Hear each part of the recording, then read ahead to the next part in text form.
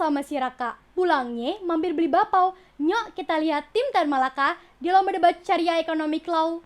Assalamualaikum warahmatullahi wabarakatuh. Salam sejahtera bagi kita semua. Shalom, Om Swastiastu, Namo Buddhaya, Salam Kebajikan.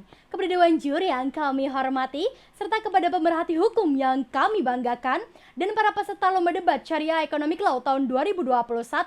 Tak kenal maka tak sayang. Oleh karena itu perkenalkan, kami dari tim Tan Malaka. Nama saya Rena Salvia, selaku pembicara pertama yang akan menyampaikan opening statement dan closing statement. Rekan saya Muhammad Cahaya Prima Bastanta Sitepu selaku pembicara kedua sebagai pihak pro. Rekan saya yang terakhir yaitu Selina Rizky selaku pembicara ketiga sebagai pihak kontra. Dalam perdebatan kita pada kali ini dengan mosi PPKM darurat dengan pembatasan kegiatan bagi UMKM di masa pandemi. Indeks Animi Sermo, cara seseorang berbicara menunjukkan jalan pikirannya. Dewan juri yang kami hormati, dikutip dari web COVID-19 bahwa COVID-19 adalah penyakit menular yang disebabkan oleh jenis coronavirus yang baru ditemukan dan dirasakan sejak awal tahun 2020, di mana angka positif COVID-19 sampai detik ini di Indonesia mencapai kurang lebih 4,1 juta jiwa. Menurut Undang-Undang Nomor 2 Tahun 2020 tentang kebijakan keuangan negara dan stabilitas sistem keuangan untuk penanganan pandemi COVID-19 dimaksudkan untuk memberikan perlindungan bagi kehidupan masyarakat yang sangat nyata terancam dengan merebak dan menyebarnya COVID-19, baik dari aspek keselamatan jiwa karena ancaman kesehatan dan keselamatan maupun kehidupan sosial dan perekonomian masyarakat. Seluruh kebijakan di dalam Undang-Undang Nomor 2 Tahun 2020, terutama kebijakan di bidang keuangan negara yang telah diimplementasikan saat ini telah didasarkan pada asesmen dan menggunakan data faktual dampak ancaman COVID-19 bagi masyarakat dan negara. Sehingga negara memiliki kewajiban melindungi segenap bangsa Indonesia, termasuk dalam hal kesehatan, karena setiap orang berhak memperoleh hak kesehatan sesuai dengan pasal 28H ayat 1 yang menyebutkan setiap orang berhak hidup sejahtera lahir dan batin, bertempat tinggal dan mendapatkan lingkungan hidup yang baik, sehat, serta berhak memperoleh pelayanan kesehatan. Tetapi di satu sisi, aspek ekonomi juga sama-sama penting, berpedoman pada pasal 27 ayat 2 yang berbunyi, tiap-tiap warga negara berhak atas pekerjaan dan penghidupan yang layak bagi kemanusiaan, di mana di dalamnya mengatur mengenai hak asasi manusia dalam bidang ekonomi. Pemerintah dalam hal ini tidak mendahulukan aspek kesehatan sehingga mengeliminasi aspek ekonomi, tetapi kedua aspek tersebut sama-sama penting untuk mencapai tujuan negara, yaitu melindungi segenap bangsa Indonesia yang terdapat dalam pembukaan Undang-Undang Dasar 1945 alinea keempat. Jika dikaitkan dengan pandemi COVID-19, saat ini pemerintah sedang berusaha untuk menangani COVID-19 dengan berbagai cara, salah satunya yaitu memberlakukan PPKM. Lalu, sebenarnya apa itu PPKM? PPKM adalah kepanjangan dari pemberlakuan pembatasan kegiatan masyarakat, di mana kebijakan ini diambil pemerintah untuk membatasi kegiatan masyarakat, terutama untuk mengurangi kerumunan yang ada. Harapannya, kebijakan ini bisa menekan jumlah penularan kasus COVID-19 sesuai dalam Instruksi Menteri Dalam Negeri Nomor 15 Tahun 2021 tentang pemberlakuan pembatasan kegiatan masyarakat darurat di wilayah Jawa dan Bali. Oleh karena itu, faktor manakah yang paling diutamakan saat pandemi COVID-19 saat ini? Apakah dari pihak pro yang menekankan aspek kesehatan atau dari pihak kontra yang menekankan aspek ekonomi? Kumat sum testimonia rerum, git opus est verbis. Saat bukti dari fakta-fakta ada, apa gunanya kata-kata? Dewan juri yang saya hormati dan peserta kompetisi debat HMJHES 2021, perkenalkanlah, saya Muhammad Cahaya Prima Bastanta Sitepu, selaku pembicara kedua, dengan lugas dan mantap menyatakan kesepakatan saya dengan adanya mosi perdebatan kali ini, yaitu PPKM darurat dengan pembatasan kegiatan bagi UMKM di masa pandemi. Fenomena penyebaran virus corona atau masa pandemi COVID-19 yang tengah terjadi di Indonesia selama hampir 2 tahun telah berdampak buruk di seluruh sektor, terutama sektor perekonomian dan kesehatan nasional. Dalam rangka pemulihan pada kedua sektor akuo, pemerintah telah mengeluarkan berbagai regulasi, salah satunya tertuang pada Instruksi Menteri Dalam Negeri Nomor 15 dan 38 Tahun 2021 tentang PPKM yang fokus utamanya dalam pencegahan penularan COVID-19. Dengan adanya PPKM darurat, pemerintah telah menjamin hak asasi warga negaranya untuk mendapat lingkungan hidup yang baik dan sehat. Sebagaimana telah dinyatakan konstitusi kita dalam pasal 28H ayat 1 Undang-Undang Dasar 1945. Dewan juri yang saya hormati, menurut juru bicara Satgas Penanganan COVID-19 Wiku Adhisa Smito, pandemi COVID-19 di Indonesia mulai membaik ketika diterapkan PPKM. Hal ini dapat dibuktikan dari laporan Satgas COVID-19 pada Selasa 27 Juli 2021, yaitu kasus aktif menurun dari 18,65% menjadi 18,12%. Positivity rate dari 33,42% menjadi 31,16%. Kasus harian tertinggi dari 56.000 menjadi 49.000 per harinya.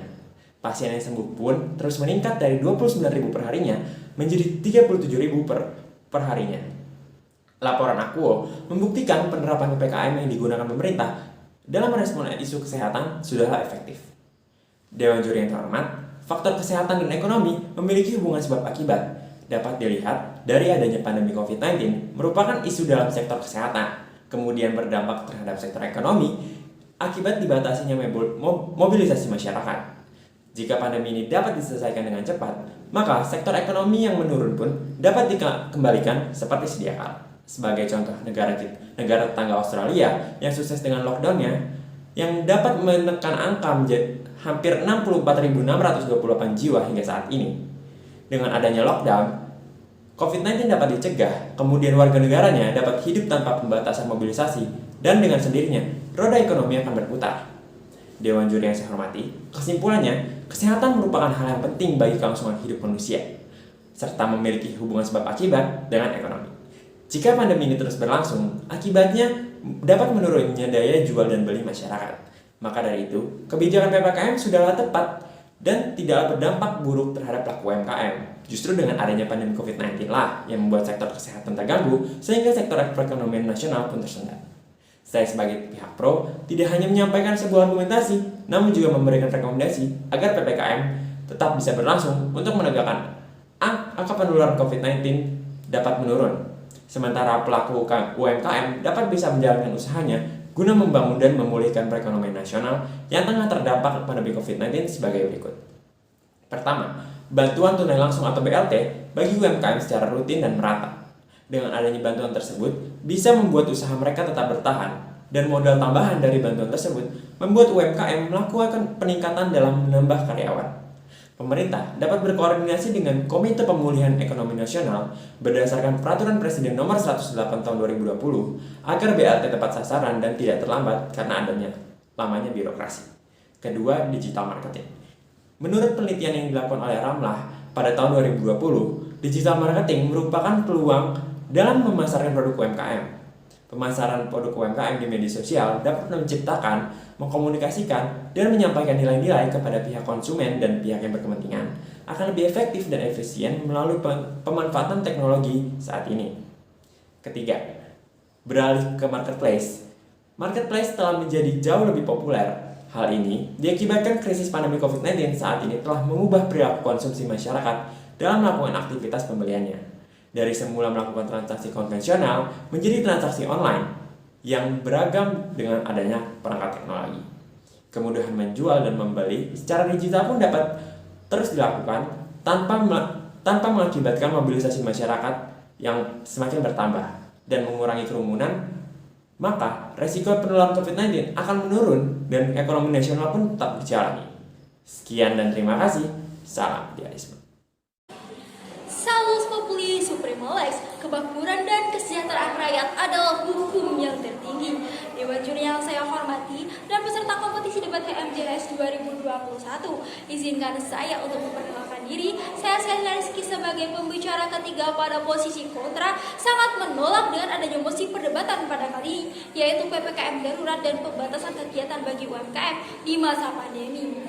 Dewan juri yang terhormat, keputusan pembatasan kegiatan masyarakat atau PPKM darurat diatur dalam Instruksi Menteri Dalam Negeri Nomor 15 Tahun 2021.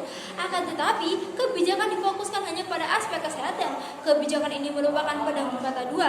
Di satu sisi ingin menuntaskan aspek kesehatan, di sisi lain sangat melemahkan aspek ekonomi. Sehingga kebijakan ini bertentangan dengan sila kelima karena berdampak bagi kelas menengah ke bawah yang bergantung terhadap pemberdayaan UMKM yang tidak dirasakan bagi pegawai negeri sipil. Di balik problematik tersebut, sektor UMKM lah yang paling utama terdampak efeknya.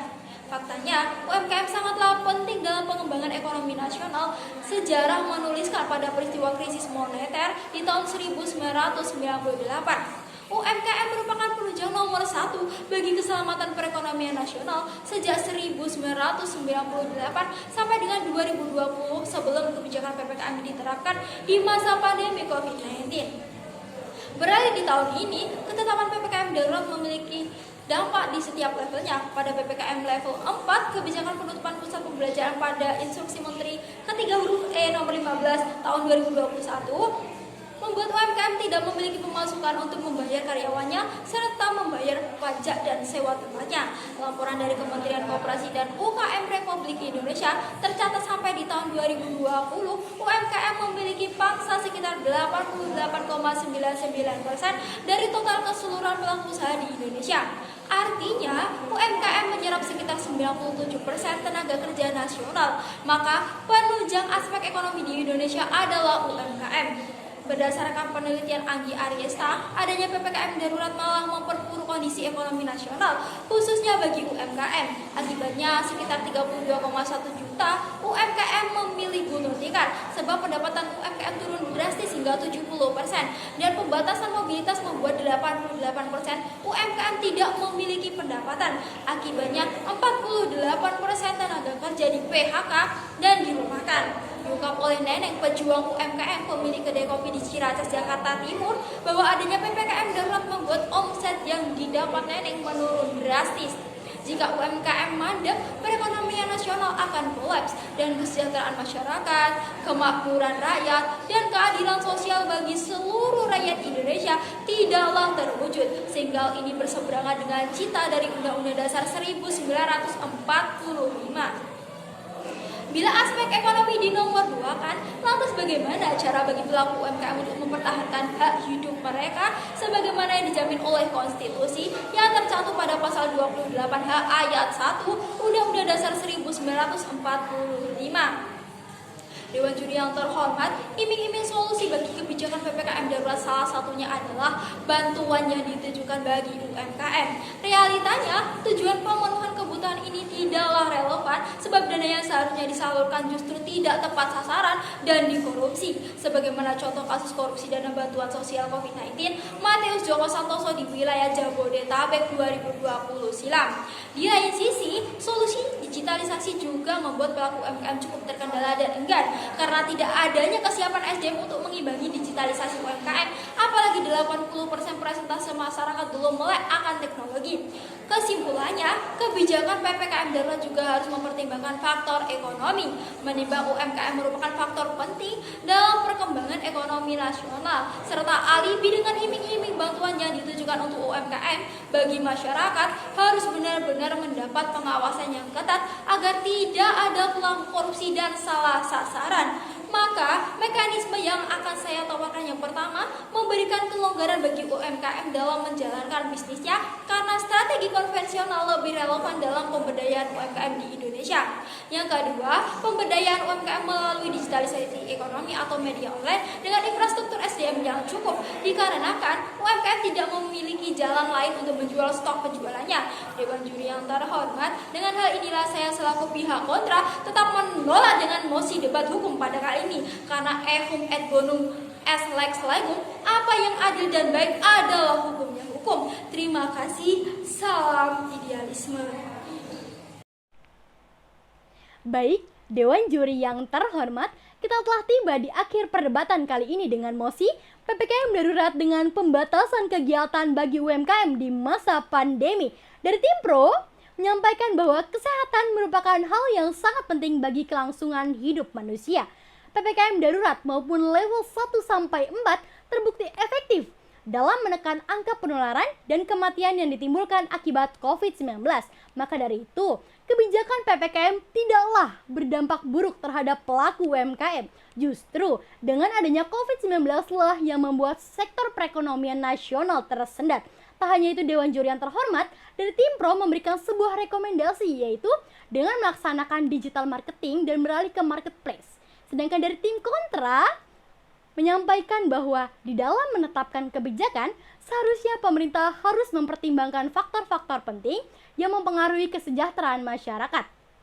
Kesiapan sumber daya manusia bagi UMKM dalam menghadapi masa pandemi yang tidak terprediksi, peraturan yang ada hanya mempertimbangkan kesehatan di dalam upaya pencegahan penyebaran COVID-19 dan mengesampingkan perkembangan perekonomian nasional. Maka rasa aman, sejahtera, adil, dan makmur sebagai rakyat belumlah terwujud. Dari tim kontra juga memberikan mekanisme yang akan ditawarkan, yakni pertama, yaitu dengan memberikan kelonggaran bagi UMKM di dalam menjalankan bisnisnya. Yang kedua, dengan melakukan pemberdayaan UMKM melalui media online dengan infrastruktur sumber daya manusia yang cukup. Sekian dan terima kasih. Salam idealisme.